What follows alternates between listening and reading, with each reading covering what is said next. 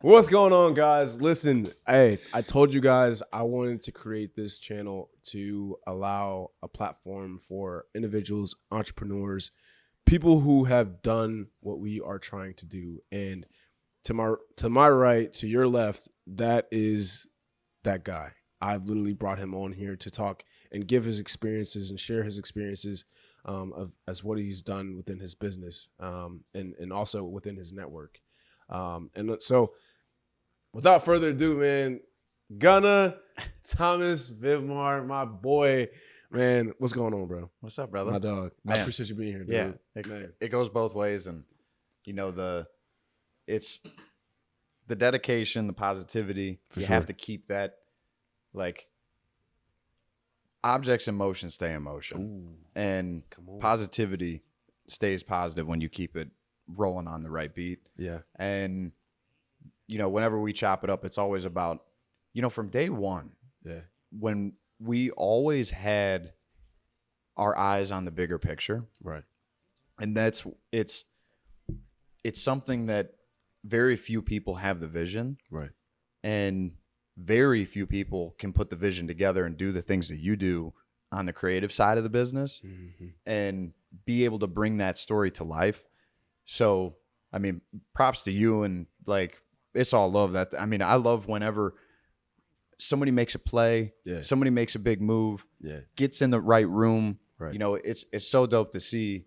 And I said it like earlier in a conversation that we were having, where it's like somebody raises the bar, another one of us leaps right over to the bar. Going. It's like, it stacks. I love it because we all have the camaraderie. We all have the competitiveness, especially within our niches, to where it's just like, all right, what can we do next? What's the next move? What's out there? What conversations do I need to be having right now? And continue to keep the ball rolling. I guess, like, what has, like, something in business for you that kind of came as I won't say shock, but like something that you were like not prepared for, but you had to like get through? Yeah. Man, that's a great question. Not prepared for, but had to get through. The meetings where you, especially like client visits, where I'm hopping on a flight, going on to the West Coast, renting a car, driving to several meetings from sunup to sundown, going to different facilities, and meeting just by myself, just with these boards of directors, VP of sales, chief operating officers, the CEOs. And I'll never forget this. This was one conversation that like really stuck with me, where it was a prospect. I was trying to earn his business, and he's taking me on a tour. Huge facility, 30,000 square feet. Every inch of this place was being utilized. Yeah. And he's taking me on a tour where he's showing me everything. He's making introductions to me with some of his team members. And he just goes, and as he closes it off, after I'm asking him questions about his day-to-day operations, he just goes, yeah, so my brother and I built all this. Why do I need you? And I was like, oh man, so he just gave you the vendetta. Yeah. And it was like, why are you here? Yeah, exactly. He's like, so that was how he turned It over. It over. And it was like, the best thing in business that I learned is to be silent. Yeah. Let your brain process that just curveball. Because it was a curveball for me. I'm not going to lie, especially because he was all hyped up mode. Like, he was just completely different. And then the tone even that he had, it was just like completely switched, where it was just like got the serious. energy. Yeah. Got serious. And I know he did it on purpose, like just from like even just other things that I've learned from other meetings. But all I did was I thought back onto like a previous conversation that he had or that I had with him, and where he was saying that he wanted, he said 30% of his business was a particular industry. Okay. And 70% of it was another. He wanted it to be 50-50. 50-50, half and half. And I was like, listen, clearly you and your family have done a lot for yourselves, a lot of hard work through the years. And you know, off the jump, I can understand why you would say that and why you would think that. Yeah. But what I can offer you is to get you from that 30% to that other 50%. Come on, man. And that was the best thing I could say, because then off the rip, it was the right response. That was the punchline. But it was because I enjoy it. Like, I don't necessarily know how long I was silent for, but let your brain process the curveball, and it'll come to you. So they say in sales, you have to be a master of listening. Yes. Because how can you identify what is the need if you are talking? You know what I'm saying? Like, how can you do that at the same time? You have to listen to when someone is speaking, and understand it, man. And I don't think people really do that, man. They jump to conclusions, and it's like, oh yeah, this client needs this, or this client needs that, man. Like, seriously, listening and research like go hand in hand when it comes to sales, man. Like, that's like, I think it's a no-brainer. And I think people underestimate the power of research. You know, you talking about how you researched your guy going from 30 to 50 or 30 to 40. Same instance for me, man. Like, you got to understand the need and the niche. Like, when it comes to marketing, it's like, okay, listen, you want to get to your designated audience. I know how to do that. Here's what you were doing wrong in the past, but here's how I can fix that. Yeah. So you have to provide solutions. How I see it, man, it's like the best way to sell is provide a solution. Yes. And I don't know. I don't know how that underestimates or undermines the fact of what salespeople do, but like, I feel like that's the biggest caveat of a salesperson is finding the solution to what the client needs. And I don't know. I feel like for what you do, like, my boys in sales, like, I feel like you have to, anyone who can sell a product, man, that's one of the things that has to be good at. Yeah. Yeah. Identifying the problem is so key, in the sense of a lot, especially if you're prospecting and you're on the go. Right. And you need to earn the right to be heard. Right. From somebody that's a VP of sales, from a chief operating officer, from the CEO, the board directors. You need to earn the right to be heard. And when you do the research, like you were saying, you identify the problems, you see the gaps in their business. Right. They know the gaps in their business. And if they don't, they're probably not going to be in business very long. 100%. But the ones that have been around for years and know the plays, and because every industry is constantly changing, and there's always new problems. So therefore, there's always going to be new solutions. There's always going to be room for new products and new growth. And especially in the ways of like AI and technology, where that's a whole like bubble in itself that we're about to pop. But like the things that, when you earn the right to be heard and of identifying the problem, don't skip a beat. Get right into it. People don't want to waste their time. A lot of these business owners, they don't want to just do all the small talk. Like, I want to provide you a solution. I see the gaps in your business. What are you guys doing that isn't working? I've kind of just done some, like, a peek into your business of what's working and what's not working, but you tell me, because you're on the front lines of your business and you know your business the best. But I can tell you, I know others that have that problem, and we've solved it for them.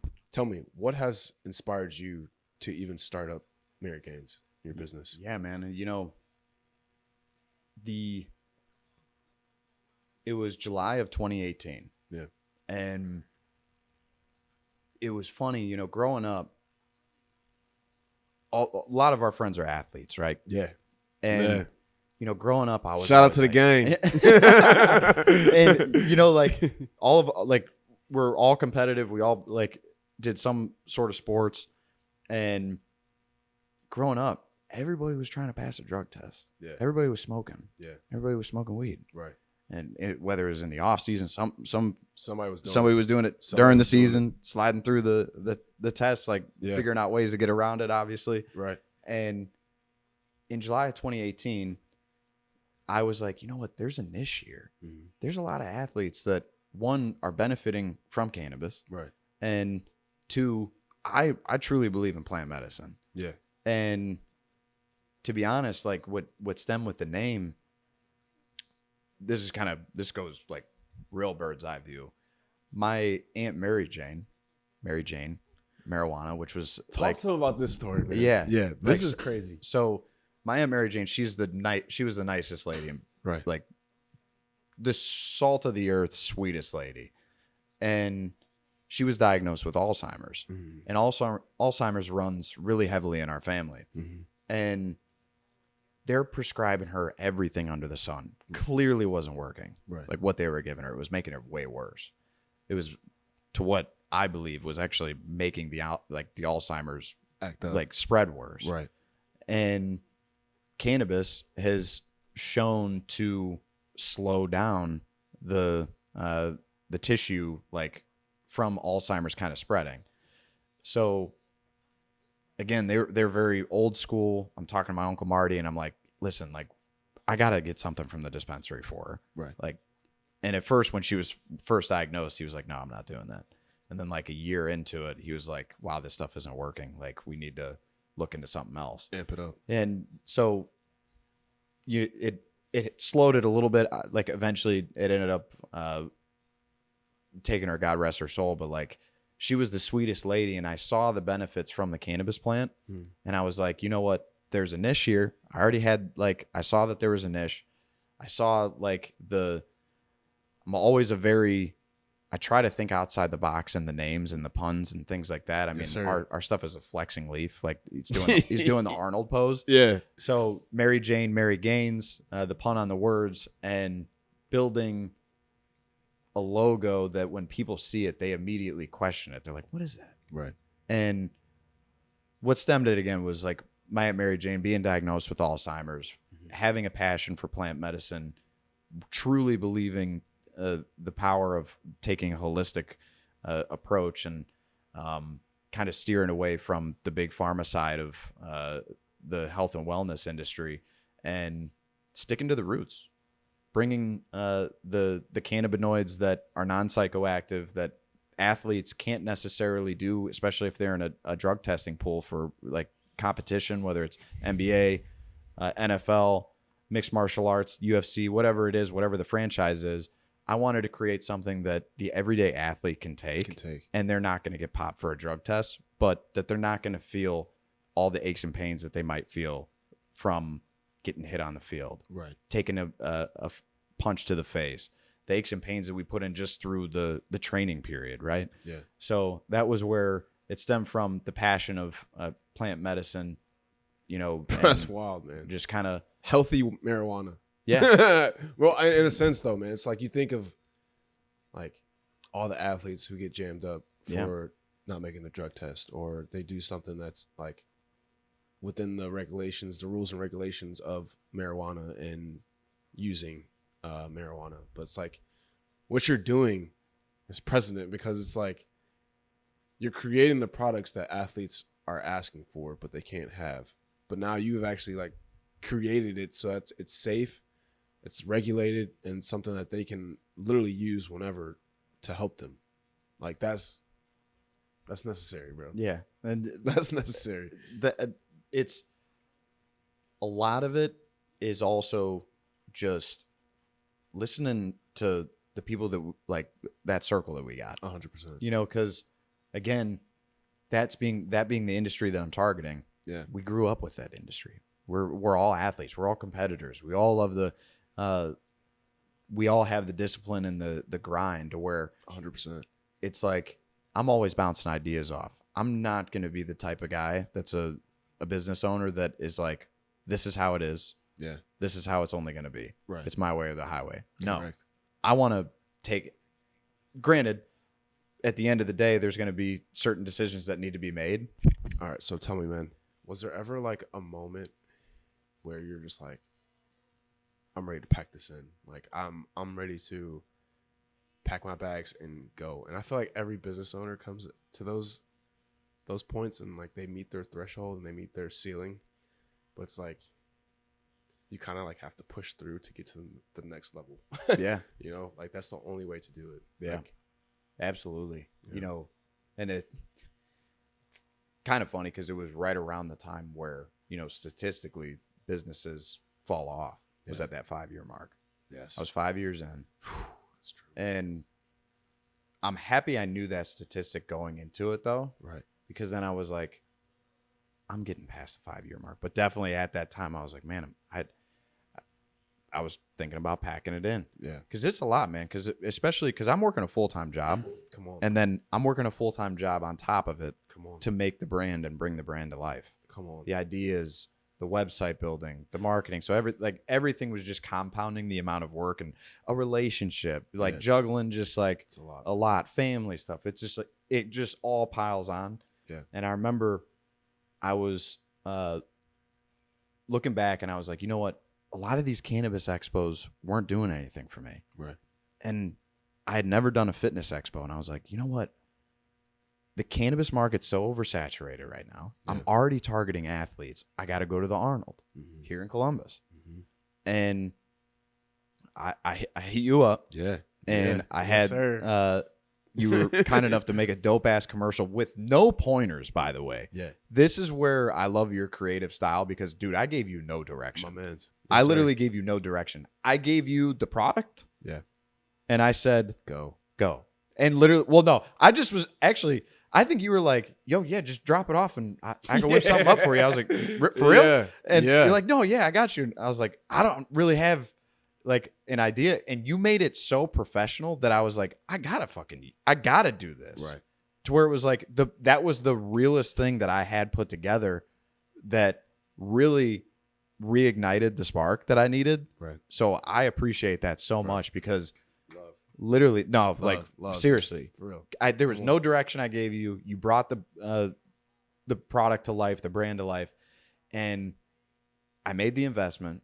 The Arnold cost me $5,500, $6,000 out of pocket, my own money For the booth. for the booth, for the travel, for the sit downs with the gym owners, the prospects that I was trying to get the product into, like from a wholesale standpoint. And I was like, if I'm going to do this, I'm going to have, that was the biggest investment that I had taken. That's a huge investment. From like out of pocket, bro. Right. And then I had your commercial playing that you put together. Yeah. Your commercial that you put together. And it literally, so many people came up and they're just watching the monitor, watching that commercial play over and over again. I had it on repeat. I had an instrumental beat just playing. And dude, the commercial that you had made me a legit company. It made the brand legit. Hey, and come on. When you put that together with no direction, you put it together in like a weekend. Yeah. I think you did it like, it was like, Yeah, it was fairly quick, man. Because you were like, I think it was like you were leaving like that week. I was like, all right, bro, yeah, I got you. Like, I'll whip it out this weekend. yeah. And then, we made that in my kitchen. Yeah. You Yeah. called me and you're like, hey, I'm thinking of this, like Yeah. with the Keurig and like with the tea. Yeah. And bro, it came out so sick Love, dude. and it was, I needed that, bro. Cause that was my breaking point where I was like, if I'm going to do this, It has to be now. this is my last hurrah. Yeah. And I made my money back in 3 days after that event. I made that $6,000 and then some, where that reignited the holy shit. I need to really just push through the shit that sucks. Really, was where it was like, I need to push through the part that everybody hates, that everybody starts to fall off at. Right. I just got to keep going a little bit further. So, bro, talk about Little like bit further. investing in yourself, man. Because a lot of people don't do that. Like, Yeah. once, like in business, especially, like, you know, when people start touching stuff and start getting like rewards from the work that they do, or start touching the bag, like it literally goes wasted. You know what I mean? It doesn't really go into the back end, or back end of the business, or it doesn't go back into buying assets. It's like basically like, you know, and then you look back and you're just like, all right, what did I do all that for, man? Like, I just worked my ass off and now I don't have anything to show for it. Yeah. You know, like, I guess like people don't really understand how investing really goes into the fact, like, like you just said, bro, like you signed up for the Arnold, you went there, you spent about 5 bands, but in actuality, bro, that 5 bands, you made it back in 3 days. Yeah, that's quick too for any invest. I mean, Dog, what? like that's one of the best shows in general. 100%. And also, I don't have any competitors there, really. So, bro, I had a Stady walk by with his hat. You know how they fucking macho Stadies are. Yeah. And literally, he walks by. He's got his hat down. He's walking, and he goes like this, and he peeks at the logo, starts a couple steps forward, peeks at the logo again, and just goes. And I'm laughing. I was like, "Come on over. You want to buy something?" Hey, you're invited to the party. Yeah, it was just like I had everybody looking at the logo, bro. It was so like, and the commercial that you put together, it was like it literally made my company legit. I love it. And I was like, I was on cloud 9 then, because it was like, holy cow, the time, because bro, of those 5 years, it was all trial and error. There was no, I think in the 3rd year I was profitable a little bit, but there was no, like, it was a loss of money every year. Yeah. And then I was like, I need to spend more than a couple grand each year to make this happen. And I think that people, like, they see that, they see Instagram, they see like social media, and they see like how people are so-called balling and whatnot, but they don't really understand like that's like 1% of what you go through. You know what I'm saying? Like people, you build up to the success. You don't just go to the success. It's a journey. It's a trial and error thing. Like you said, like you're going to fail, and some people aren't built for that, bro. Yeah. Some people aren't really built for the failures. Some people aren't built for the trials and tribulations. And it goes to the fact of what are you willing to give up to go up? Yeah. And I love that. Yeah. And I feel like, in business, man, like you have to have a mindset. Man, You know I got to put that I got to put that on my wall. Hey, I'm trying to tell you, bro. I How did you say that? What are you willing to give up to go up? I love that. Yeah.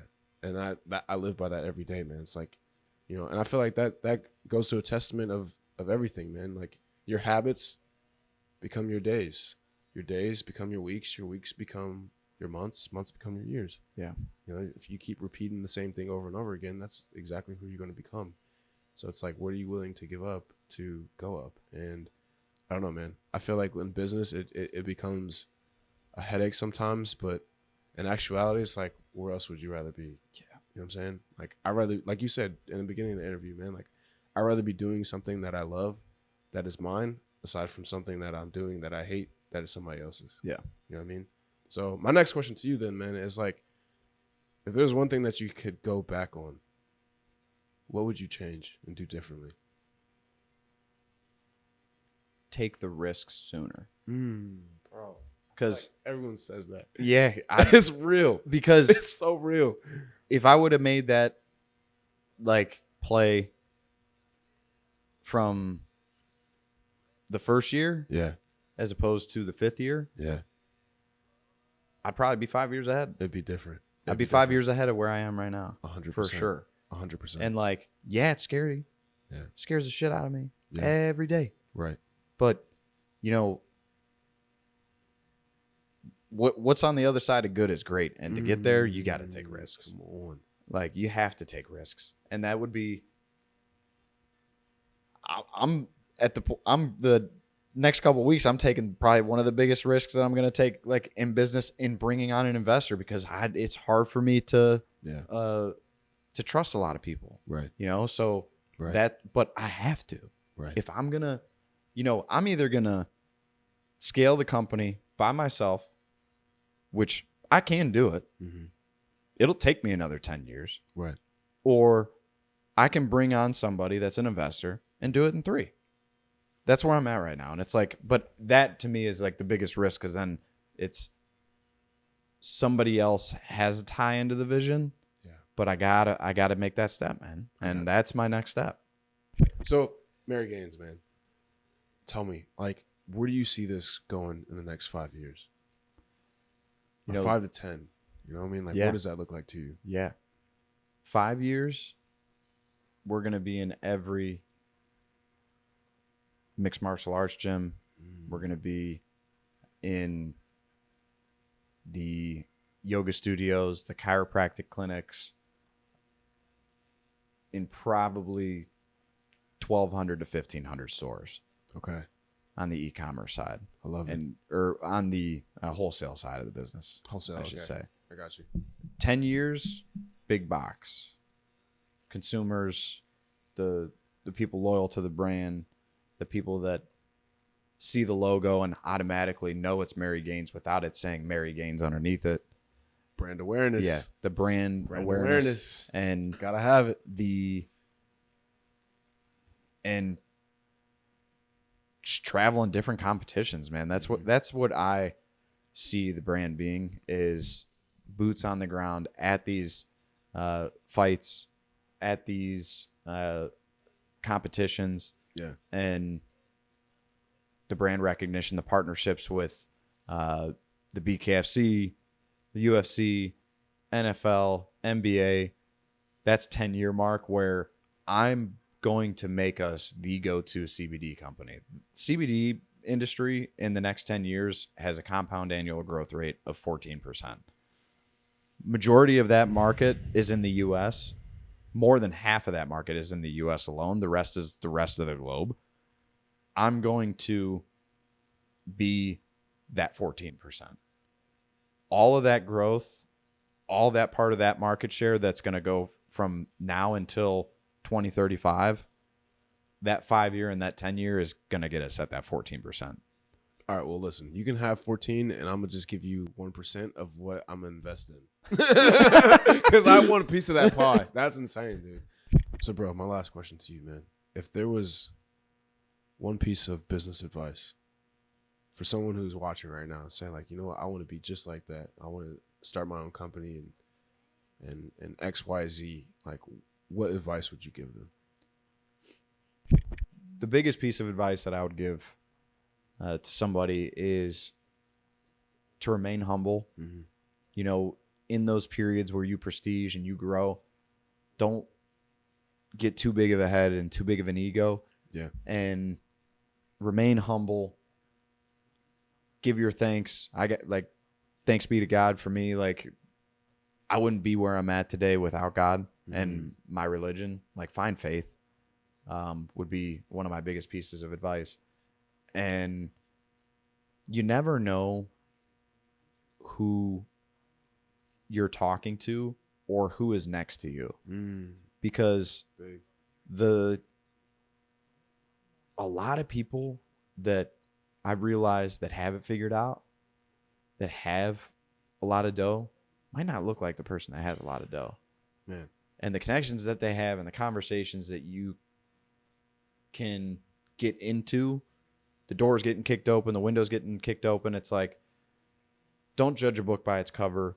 Take everything with a grain of salt. Talk to everybody. Yeah. Talk to everybody, man. Like, everybody's got a story. Yep. Everybody has a passion. Everybody's had trials and tribulations that they've gone to that you could probably learn from. And to remain humble, be a student of the game, and be a sponge. Be a sponge, man. Man, you heard it here first, man. Hey, I told you I was going to give you guys a good one, man. You guys heard it here from my boy Gunna, man. Appreciate you being here, dude. Oh, for real, dude. This was needed. And listen, it's never too late, man. If you have a dream, if you have something that you want to start, if you have a goal, a vision, write it down. It's going to turn into fruition. It's going to happen. All you have to do is just believe in yourself. Thank you for watching, guys. If you haven't already, please subscribe, man. And I'll be sure to keep doing these types of videos, man, sitting down with business owners, my friends, my people, my network, and literally just bringing it into you and just honing in on business and entrepreneurship, guys. So if you haven't done so already, man, go ahead and hit that subscribe button, and I'll see you guys in the next one. Run it up, run it up, run it up.